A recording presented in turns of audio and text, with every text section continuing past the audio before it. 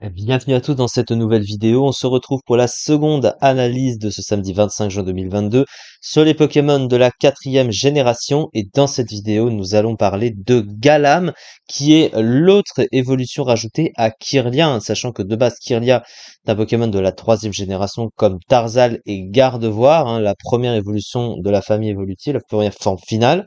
Et Galam en est une nouvelle rajoutée en 4e génération. Alors, on va commencer par le type, bien sûr. Il a le type Psy et Combat. Alors le type Psy et Combat, c'est un type offensivement qui est plutôt bon, globalement, puisque le type Combat, c'est un type super efficace sur le type AC, c'est un très bon type offensif. Le type Psy est moyen, mais voilà, ça se combatte plutôt bien avec le type Combat. Défensivement, il a 3 faiblesses pour 2 résistances. Alors une résistance au piège de roc quand même, une résistance combat c'est aussi pratique.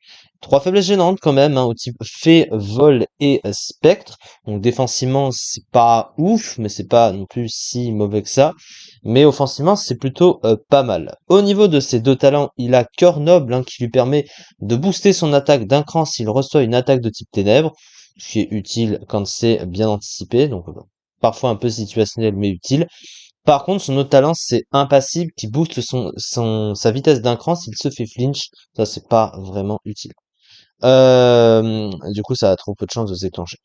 Ensuite, au niveau de ses statistiques, du coup, alors il a une attaque de 125, 125 qui est une très bonne attaque de Pokémon offensif, mais le reste de ses stats reste malheureusement à désirer. Malgré une défense spéciale qui est bonne, 115, il n'a que 68 en PV, une défense physique nulle, de seulement 65, et surtout, il a une vitesse qui est pas assez bonne pour un Pokémon offensif, 80 aujourd'hui, c'est pas incroyable. 65 en attaque spéciale, évidemment, on n'en parlera pas. Pourtant, son move pool offensif est très bien adapté, il a un coverage offensif qui est large, il a vraiment un move pool très large à ce niveau-là. Voilà, il a vraiment beaucoup d'options. Il a les points élémentaires, il a les stabs, close combat, vampipoint, etc. Il a séisme, sabotage, leaf blade, etc., etc. Il a psycho de boule au niveau du stab psy également. Il a pas de priorité stabée, de type combat. Enfin, il a onde vide, mais bon, elle est spéciale évidemment. Il a accès également à Danse Lame, qui lui permet de se booster. Quelques options de soutien qu'il utilisera assez rarement, mais elles sont présentes quand même. Donc ce Pokémon a pas un mauvais move pool offensif par contre. Mais le problème, c'est pas tant ça, c'est plutôt vu les stats, que son bulk est pas extraordinaire et que sa vitesse soit pas suffisante pour un Pokémon offensif. Et donc, comparé à d'autres Pokémon offensifs, c'est évidemment un problème.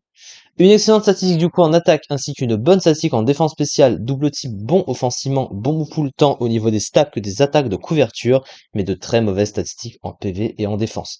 Le Pokémon se classe le mois dernier à la 28e place du PU 7,1%, donc il est dans un tiers très bas, ce Pokémon, malgré son gros potentiel offensif.